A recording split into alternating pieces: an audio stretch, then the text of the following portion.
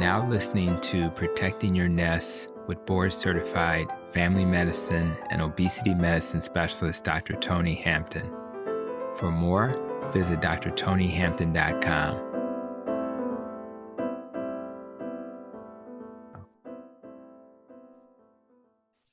Welcome to the Protecting Your Nest podcast. For so many people, living a life with so-called chronic medical conditions has become the norm. Living with chronic illness impacts every aspect of our lives. It leads to financial and social problems, job insecurity, greater dependency on others, greater risk of social isolation, stress, sadness, and an overall feeling of sorrow. In a world where the focus is on medicines, procedures, and surgeries, many have, lost their hope and even have never discovered the root cause of why they were sick in the first place. Now, in a world like that, there's little hope of healing, little hope of restoration, but, there may be a solution that can reverse those so-called chronic medical conditions, a solution that will allow you to heal. So today I want to introduce you to a guest who is on a mission to educate the world that yes, you can heal, and yes, you. Jayne is the Chief Operating Officer of the Noakes Foundation and CEO of the Nutrition Network. She established Eat Better South Africa alongside inspiring colleagues and Professor Tim Noakes, many of you know who he is, and believes in building stronger collaboration in the nutrition and science game. After realizing the dichotomy between brand research budgets and human health research, she decided to leave. She made a move and leave formal research, and she committed herself to bringing that ideal of research to the nutrition space in a way that will inspire people more directly. Jayne is an MBA Chevron scholar, high dip in marketing and international relations graduate, and is really an inspiring person I wanted you to meet. And I'm so inspired by the work she's doing. And with that, Jayne, welcome to the Protecting Your Nest podcast. Absolutely. Thank you. It's so great to be here. Absolutely. And I want to say a shout out to Professor Tim Noakes. He was one of my earlier guests of the podcast. Nothing but love and respect for the work he's doing as well. So if you see him, hit him. Yeah. Let's start our conversation.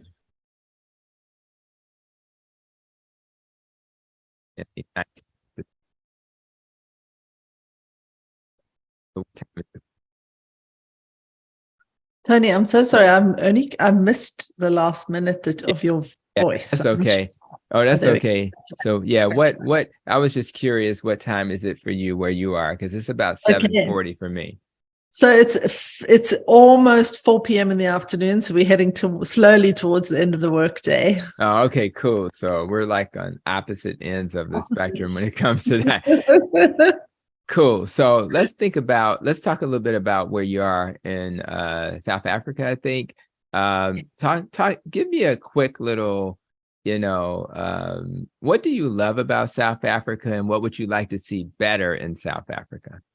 So South Africa is the most extraordinary place, where it has the absolute dichotomy of all of the best and the worst things, very, very visual and very in your face. And you could probably say that about every country in the world at the moment.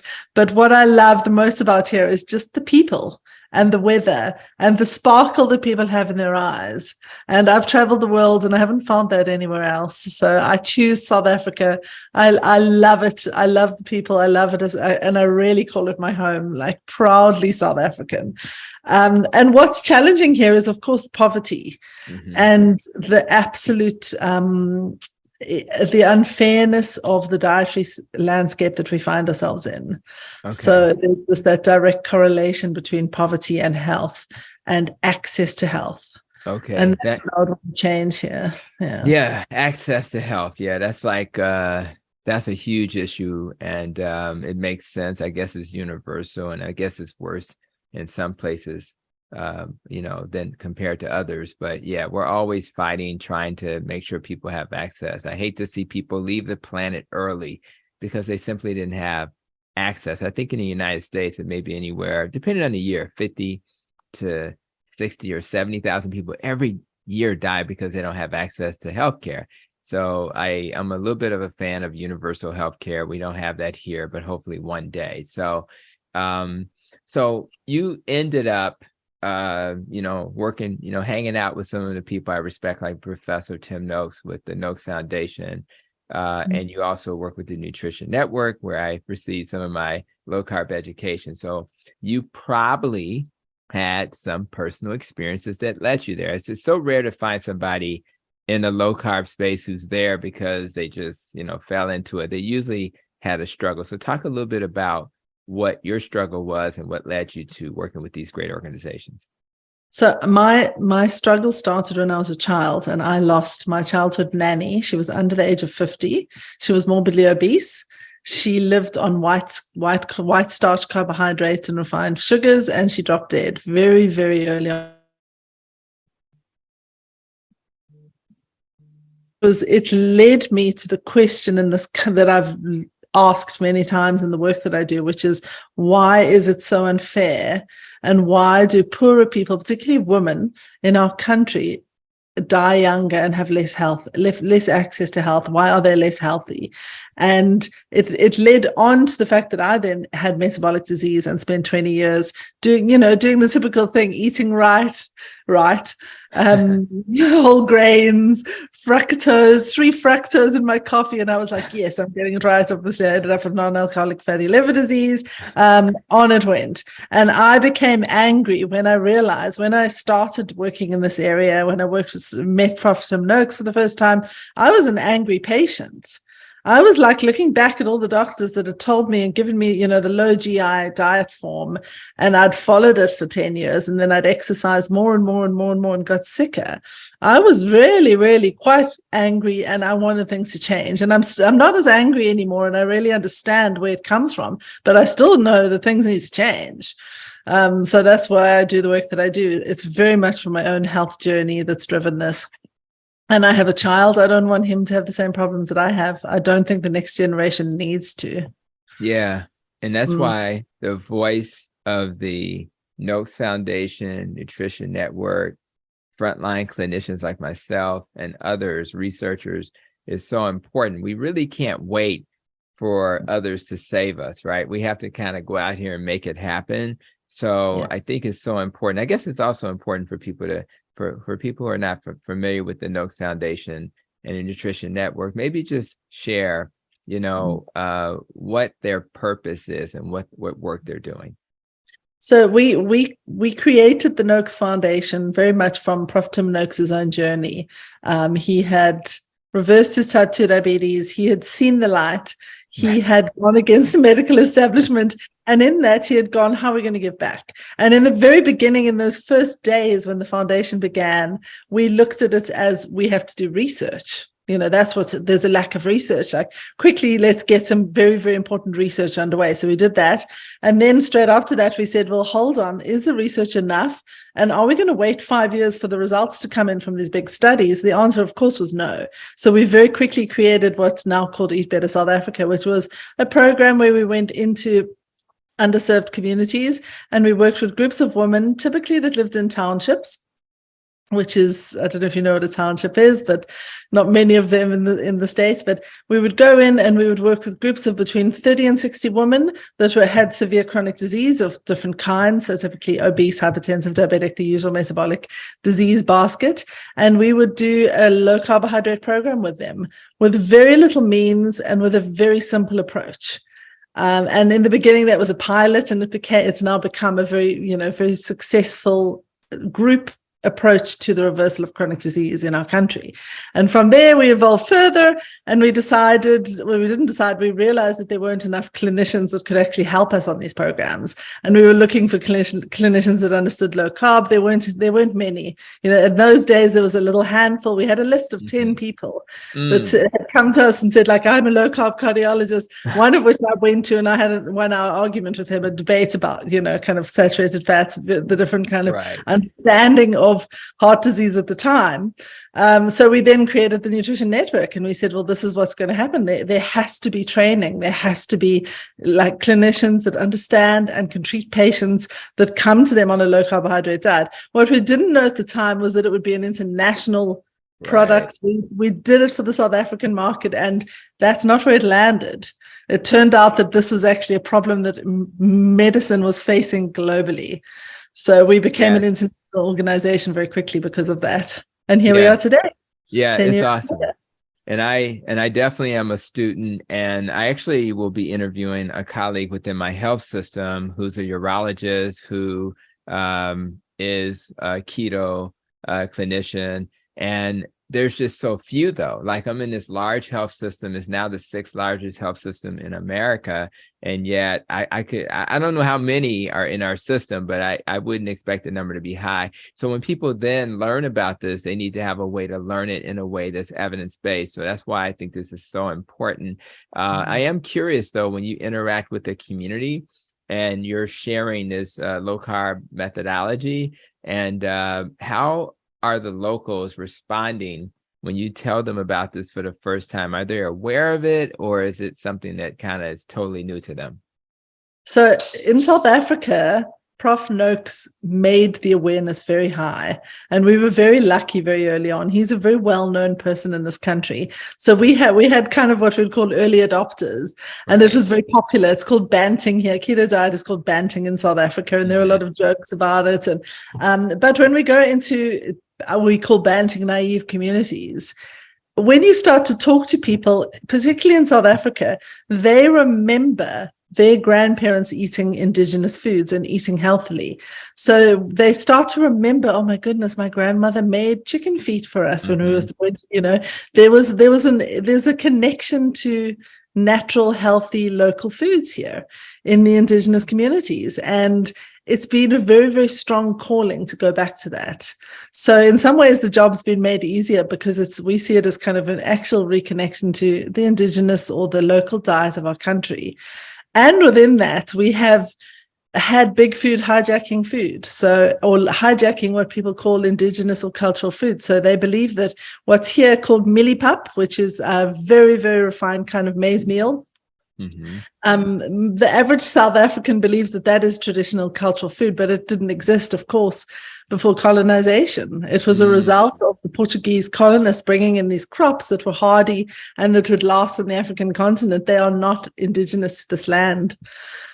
So, yeah. That's really interesting. I didn't know that. And I do think that having that historical perspective, particularly because we're proud of our history, and to put it in context like that, that's a real convincing way to kind of move away from things that may not be adding value to our lives. There's got to be other barriers, though. There's got to be, my perception of what South Africa is probably not accurate, and that's why I can't wait to visit.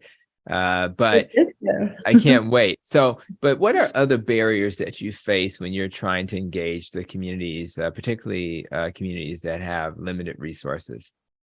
So money is not necessarily a barrier. We can get people onto a keto diet for under $1 a day if we have to. And we've got there, believe it or not, we've got people onto around 80 US cents a day, actually successfully eating a keto diet in our country. What is more of a barrier is access to fresh foods. So a lot of people in our country don't have electricity, they don't have refrigeration, they don't have shops nearby. So what is difficult is to find ways to get local fresh produce to people that need it. And what we're seeing at the moment is things like 2-minute noodles are a very, very easy meal that are fed to children more often than healthy fresh food, because you don't need a stove, you just need a kettle. It's a really long shelf life, so you don't need a fridge. So the access to actual food is one of the big barriers. And then just again, the fact that the food industry has been robbed by big sugar to the extent that kind of children are eating, I would say, almost non-food to some extent. Yeah, I don't want to call it food. And I think that's a good message to spread. And I'm really trying to do that. No matter what dietary pattern you have, eat real food. If you have a nice car, you're kind of forced to put the premium gas in that car, right? So shouldn't we do the same for the human body?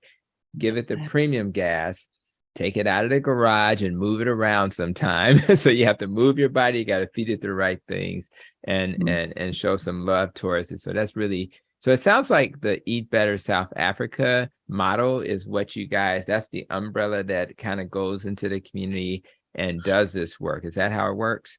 It is. And it's what's nice to mention, and what we differ on in terms of the kind of ketogenic community, that the work that we do at the Nutrition Network, is that at Eat Better South Africa, we would never go and say to somebody that doesn't have a fridge, doesn't have access to healthcare, doesn't even necessarily have a stove or proper running water in their homes, we would not go in there and say, you need to be eating grass-fed beef, organic coconut oil. It's very much, and that's why it's called Eat Better.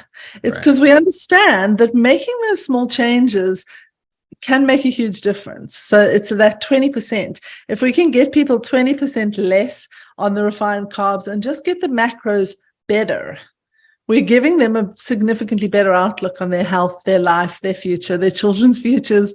So it's taking the big wins and the big brushstrokes and going, how can we get this diet, which is currently 99% refined carbohydrates, down to 70, ideally zero, but somewhere between 0 and 70% refined carbohydrates, and get in some other foods. And that's the kind of level of work that we're doing. And it works. It really does. It does. I may have a number in my head as a doc who, kind of wants people to eat less carbs.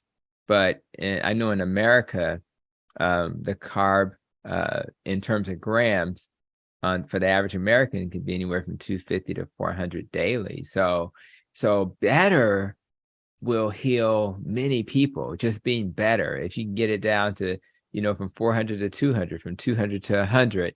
And for those who really want to be on the fast track to healing, get it down to a lower number, maybe 50. So, but I tell you, the other thing I love about your messaging is this idea of addressing, meet people where they are, understand their barriers, understand they may struggle. And we talk about social determinants of health a lot in our health system. Do I have access to the money, as you've suggested, to pay for the food? Am I living in a neighborhood where I can even get the food that's not processed? Am I socially isolated? Do I have people who can support me when I struggle?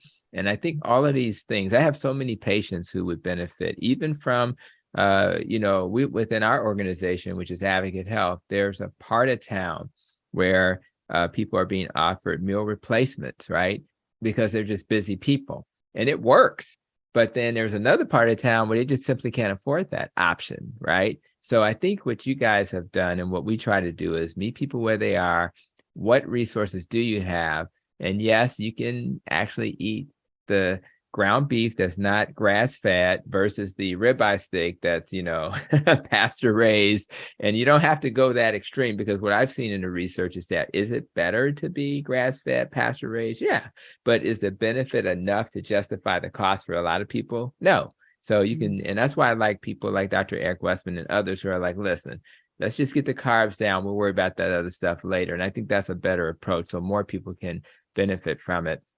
You have a research background, and I really appreciate that, because you think a certain way because of that background. And you were quoted saying that research in healthcare needs better funding and strong minds. So talk a little bit about what you meant by that statement.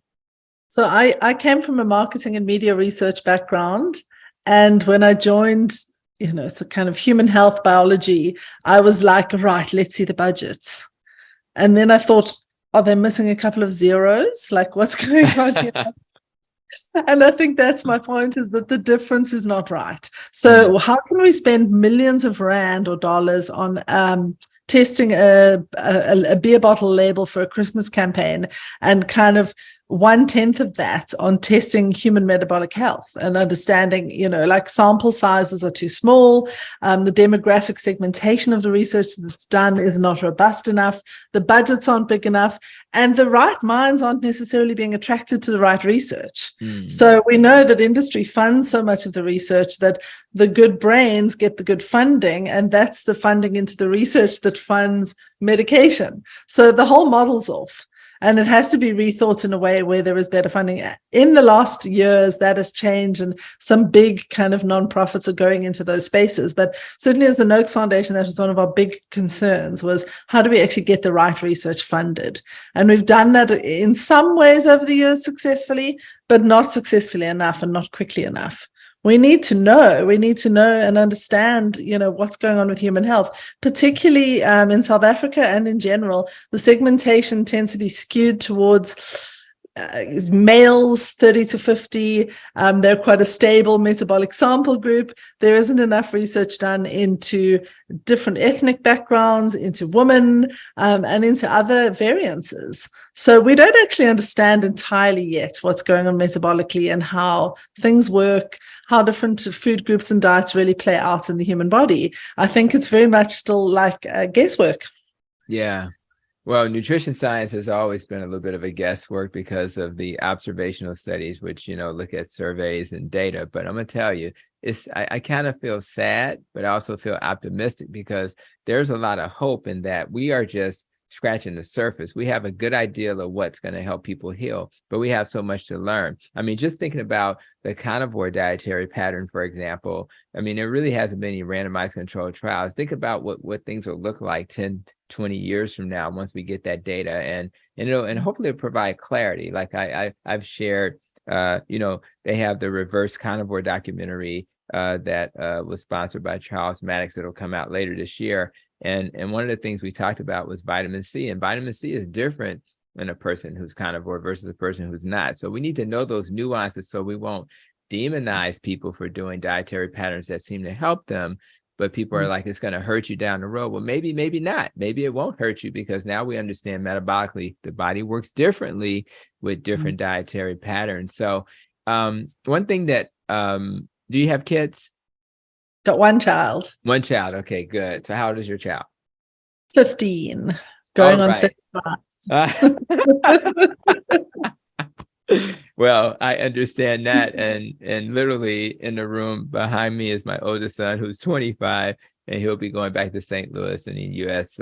Soon. And then my youngest child is 23, and they'll both be older this year. So it's going to go by fast. So hold on to them. It's insane. But I bring it up because I know you've done some focusing on our children and the marketing, speaking of processed food that goes to them. So talk about the work you've done in that area and why you're so passionate about it. Yeah, so I wrote my thesis in 2004 proposing that the British government bans all marketing to children immediately, with solid evidence as to why. And of course, here we are, quite a number of years later, almost 20 years later, and we're still seeing that marketing has hijacked children's brains. So what we know is that children have a higher recall of Ronald McDonald than they do Father Christmas or Santa Claus. We know these things. We know that they are making consumer buying decisions over the mothers or the shopper in the family. And that hasn't really been controlled in a way that is going to prevent the disaster that we're seeing in children's health at this stage. So the quickest way to do it is to control marketing and to control their access to choice in such an over-exacerbated democratic way. And I don't want to sound authoritarian or kind of fascist about it, but it's like children are a little bit burdened at the moment. They don't have the skills that we have. And as we know, our skills as adults are limited as it is. Yes. We are being destroyed by marketing, by digital marketing, and by consumerism. And that has to stop in some authentic way in order to reclaim our health again. Yeah. So I'm pretty passionate about children's diets being improved. Yeah, I think we're all being marketed to. And I think the one of the simplest arguments is you should have a rational person who's able to make rational decisions when you're marketing to that person. And unfortunately, I think about my son, Brandon, who's the oldest, and I mean, you think about his age, he's just at the age at around 25 where the brain has matured enough to make rational decisions. Who knew, right? You would think it'd be 18 or 19. So our babies, our children, are not really able to make adult decisions until they're much older. So we should not be giving a 15-year-old, in your case, information that could lead to harm. So I do think we have to protect them, and we want to live in a world where we protect our babies. So now, with your research background, provide a little clarity about what type of research these organizations you are working for sponsor.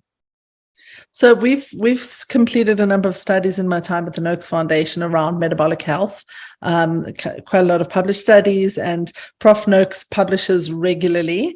At the moment, we are very much focusing on childhood nutrition. So we have a 2-year study. One of our partners that has developed a low carbohydrate breakfast cereal for children, and we're looking at a group of children between the ages of 2 and 6, and they're on this for 2 years, and we're looking at their cognitive changes over time just with this one dietary change. We tend to do things where we supplement and where we look at the addition of a particular micro or macronutrient. So last year we did a really, really cool study that's been published by the macadamia oil industry in South Africa, where we supplemented 3 different kinds of oils into people's diets. So we put olive oil, coconut oil, and macadamia oil into keto eaters and normal standard American dietary eaters' food over a period of months. And we looked at how their metabolic health changed. So we've done that with cereals, diabetes approved cereals and low carbohydrate cereals. And what else do? We've got a lot of sustainability studies underway which assess the sustainability of our programs in South Africa. And we have quite a bit of work into women's health. Our postdoc researcher is a public women's health expert. So that's one of our topical areas at the moment. All right. And on we go. We've got a lot of research underway, and we want to do a lot more. That's awesome. Well, I think all of those are important. I when I actually went to your Nutrition Network site, one of the first people I saw was Dr. Salcido, who's an OB-GYN in San Diego, one of my favorite people. Shout out to her. She has a conscious gynecology YouTube channel she just started, which is great because it's focused on women's health. So check out her channel. Your thoughts also remind me of Dennis Pollack, who has a Beat Diabetes channel. And when I bring him up, and it's a great channel because it's just for diabetics and it's really very practical. So he does practical stuff. Here's the keto cereal.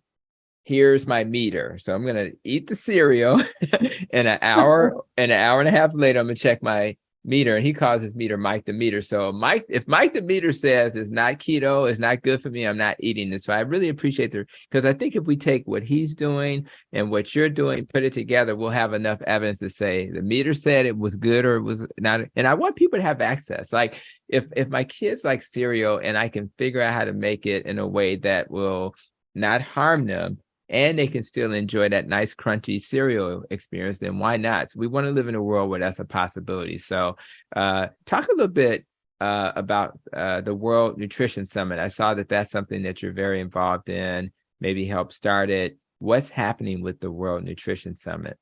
So I want to mention a study I forgot to mention, which is such a brilliant one. It hasn't been published yet, but we looked at 50 diabetics, and they were put onto continuous glucose monitors over a period of time, and then they were coached with a coach. And it's basically what comes out is that there's a dramatic reduction in HbA1c if a coach is involved in supporting diabetes reversal in tandem with the CGM and that feedback loop, which we know. So that's a really, really great study by some of our researchers that's soon to be published. The World Nutrition Summit was really just plugging a need to connect. And the reason people come to the Nutrition Network in particular is because they are isolated, they feel alone. They've felt alone. They don't necessarily anymore when they come to us, but they're looking for a community. And I know obviously you're based in the States where there's so many you've plugged into so many existing communities there, but a lot of people are out there on their own. We've got people from Malaysia and Indonesia in almost every country in the world that's part of our network. And it was just a solution to say, how do we actually collectively start to talk about food and nutrition? So it's not so much about only keto. It's about how do we bring in other voices, other perspectives? How do we, as a system, as a food system, as an agricultural system, start to look at the next generation? How are we going to eat better? You know, if we know that the large percentage of farming in the world today is maize, it's rice, it's wheat, it's the refined carbohydrates, this is a 50-year plan that we have to have together as a society to actually get towards better health. And how are we going to do that if we're not even talking on the same page? Yeah, I love that. I think I'm going to need that study because one of the things that we're doing in our health system, we've done healthy living programs, getting in front of people and talking about wellness and nutrition. We have a food pharmacy where we, partner with the Chicago Food Depository and give out food at a couple of our hospitals. We're working on a smart farm where we actually grow our own food and then we bring it to our food pharmacy, blah, blah, blah. But to prove a case, right?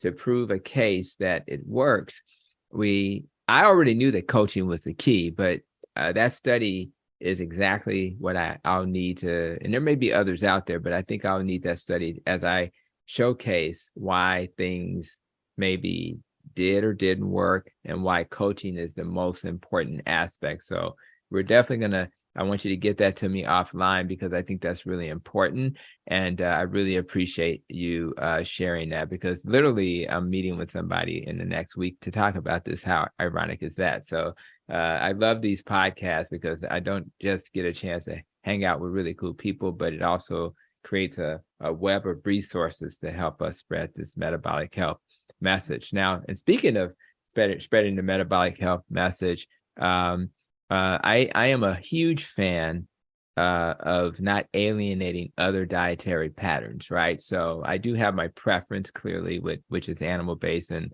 low carb. But I want to live in a world where a vegan and a carnivore can coexist, right? So what's your thoughts on that and what we need to do to help kind of spread the message that you can achieve metabolic health in more than one way without alienating people and trying to indoctrinate people into one way of thinking? I think the World Nutrition Summit was a solution that we presented where we wanted to say, guys, we're all on the same page. You know, we have the same focus, which is that we want to live in a sustainable world. So we don't want to pillage the planet. We want to better understand what that means, because there's a lot of debate around that as well. Is like, what is a sustainable food solution for our next generations? And then we want to be healthy. And sometimes those things are contradictory. You know, the messaging is confusing. So we have to get around the same table. We have to sit together. And the way I see it is kind of, we got the vegans and the carnivores that sit on the opposite sides of the scale. They're very similar in their dietary interests. Is what I see. You know, I see it as people who are very, very concerned about the quality of food that they eat and the impact that they have on the world around them and what that food does to their health. So actually the similarities are to me bigger than the differences, which seem to be what's focused on in forums like Twitter and places on social media where there is so much fighting and so much dissonance. But when we really drop into a more engaged, open way of communicating with each other, there is a lot of similarities, and I don't see that it's so different. And that's where we have to come from, is we have to go, let's figure out what a healthy diet is. You know, what do the macros need to look like? We know that we can do a vegan keto diet and a carnivore keto diet. That's right. So we can also do like a vegan only carb diet, but more difficult on the carnivore side to eat only carbs. But, you know, there's somewhere in the middle is something that's going to be a workable solution for us to work together on. And that's what we have to focus on. The rest is like the science has to lead the way and has to say, this is what's the healthiest diet. This is what the food pyramid looks like. And now go and find your products and your solutions within that. At the moment, it's just the distortion is that giant slab of carbohydrates that we're told is healthy, which is a lie. Right. Yeah. And we need to, and again, going back to our meter, for those who are diabetic, your meter will answer that question. So if you eat something and it spikes you, instead of just chasing that with insulin or medicine, let's just not eat that. and eat some things that don't spike you. And because insulin spikes will harm you. Low blood sugar episodes called hypoglycemia will harm you. So we don't want either. We want to be somewhere in the middle. And God only knows. One of my next YouTube videos will talk about the new study, keto for refractory mental illness. And, people that we love and respect, like Dr. Eric Westman, Dr. Georgia Ede, et cetera, were involved in that study. And man, so it's not just going to help you not have diabetes and hypertension. You may even have more mental clarity. You may have better control of that schizophrenia, that bipolar, and of course, depression, anxiety. So I'm really excited that more research is out there. Now, I want you to work a little magic for me, and I want you to kind of blink your eyes, do I dream a genie, and I want you to imagine if I could blink my eyes and make the world what I want it to be tomorrow, what would that world look like for you? Sure. I would say we'd be going back in time where there would be much more biodiversity and where people were eating. It would probably be more than 50 years or more ago when we were eating healthy food, and where the obesity wasn't the standard norm in a crowd that we see today. Yeah. It's really sad that we have to look back for that. So I'm going to imagine a future where that is back to where we had it, where food is available, where it's healthy, where it's vibrant, it's colorful, it's alive, it's natural, and where we are not hijacked by marketing and by huge corporate branding. Yes, I don't even remember, like when I was really young, 10, 12, my mom, maybe on a Friday we would eat out, but it was like you ate at home.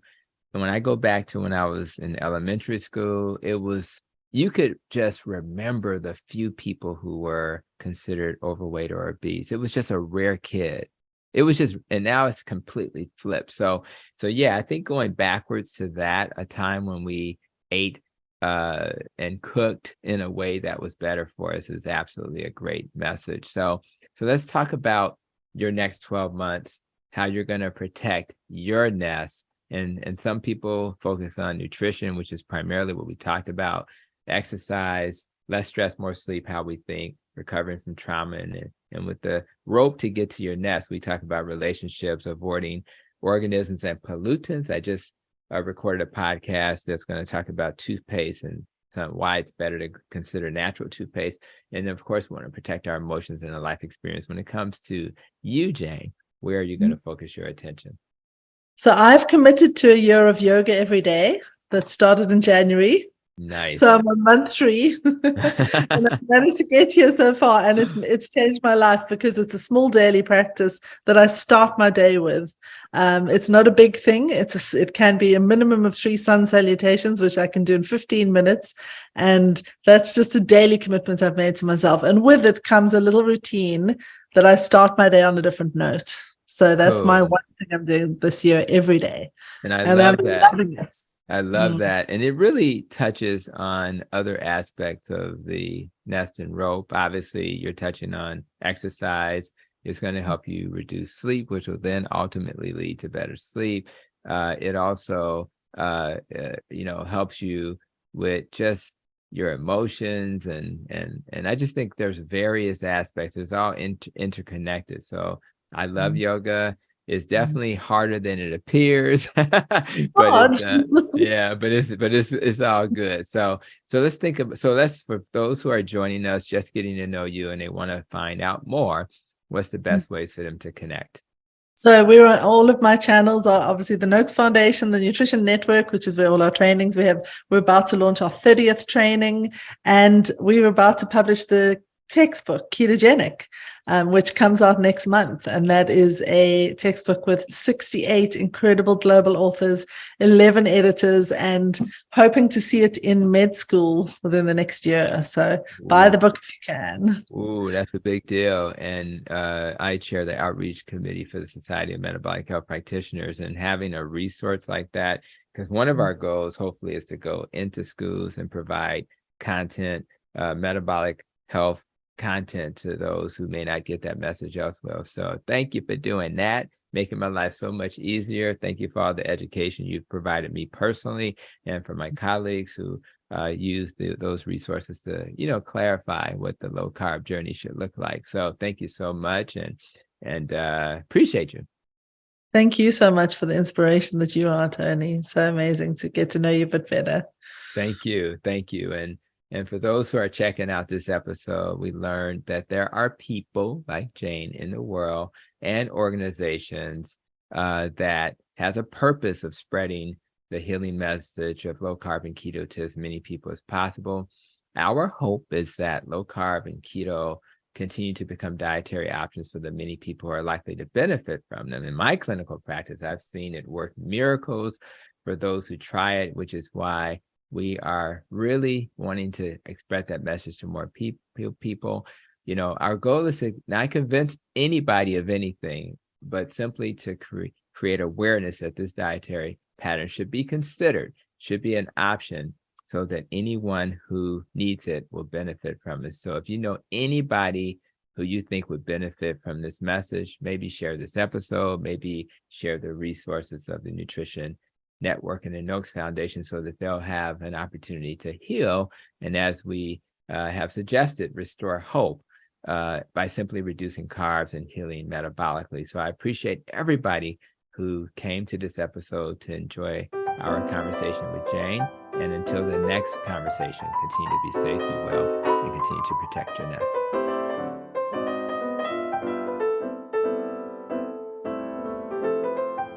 You've been listening to Protecting Your Nest with Dr. Tony Hampton. For more, visit drtonyhampton.com.